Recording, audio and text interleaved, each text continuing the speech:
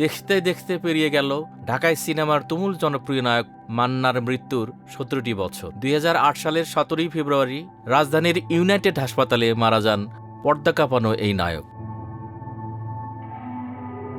তবে মান্নার মৃত্যুকে এখন পর্যন্ত স্বাভাবিকভাবে নিতে পারেননি তার কোটি কোটি ভক্ত, যেমন নিতে পারেননি তার পরিবারও।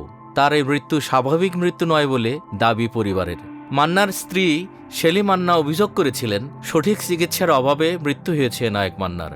সঠিক সময়ে সঠিক চিকিৎসা পেলে হয়তো মান্না আমাদের মাঝে বেঁচে থাকতেন। মান্নার মৃত্যুর রাতের বর্ণনা দিয়ে শেলি বলেন, মান্না মাঝরাতে যখন বাসায় ফিরেছে তখন বুকে হালকা ব্যথা করছিল। রাতে খাওয়া দাওয়া করেছে, কিন্তু ব্যথা যায়নি। তিনি নিজের স্বাস্থ্য নিয়ে অতি সতর্ক ছিলেন। অ্যালার্জি হলেও ডাক্তারের কাছে যেতেন তিনি। ওর অসুখ বিসুখ বলতে তেমন কিছু ছিল না, শুধু অ্যাসিডিটি ছিল। যেহেতু ব্যথা কমছে না, মান্না ভাবল ইউনাইটেড হাসপাতালে যাই।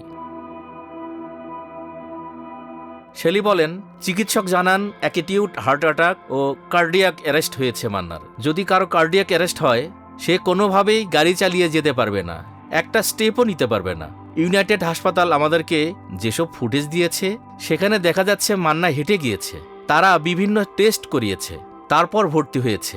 তাকে কিন্তু কেউ ধরেও নেয়নি, সে একজন স্বাভাবিক মানুষের মতো গিয়েছে। গ্যাসের পেইন, হার্টের পেইন সেম, ডাক্তাররাও একইভাবে ট্রিটমেন্ট করেন। শেলি আরও বলেন, মান্না হাসপাতালে ভর্তি হয় ভোর 4:45টায়। তখন মান্নার চিকিৎসা করেছে সাধারণ ডাক্তাররা। ট্রিটমেন্ট করে যখন কন্ট্রোলের বাইরে চলে গেছে, তখন হার্টে একটা ইনজেকশন দেওয়া হয়। আর এসব করা হয়েছে অভিজ্ঞ ডাক্তার ছাড়াই। উন্নত দেশে অপারেশন থিয়েটার প্রস্তুত রেখে, কার্ডিওলজিস্ট সঙ্গে রেখে তারপর হার্টের ইনজেকশন দেওয়া হয়। মান্নার বেলা এসব করা হয়নি। ইনজেকশন দেওয়ার পর সে গোংড়াচ্ছিল, এক পর্যায়ে বমিও করে। তাদের ডাক্তার রুটিন অনুযায়ী 9টায় এসেছে।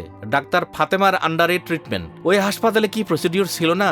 ওই সময় ইমার্জেন্সিতে অভিজ্ঞদের সঙ্গে নিয়ে রাইট টাইমে রাইট চিকিৎসাটা করতে পারত। 2 ঘন্টা 40 মিনিটের হিসাব কিন্তু তারা দিতে পারেনি, এমন অভিযোগ শেলির। তাই মান্নার মৃত্যুর বিষয়টি এখনও ধোঁয়াশায় রয়ে গেছে পরিবার, ভক্ত ও অনুরাগীদের মাঝে। সাজু আহমেদ, বৈশাখী সংবাদ, ঢাকা।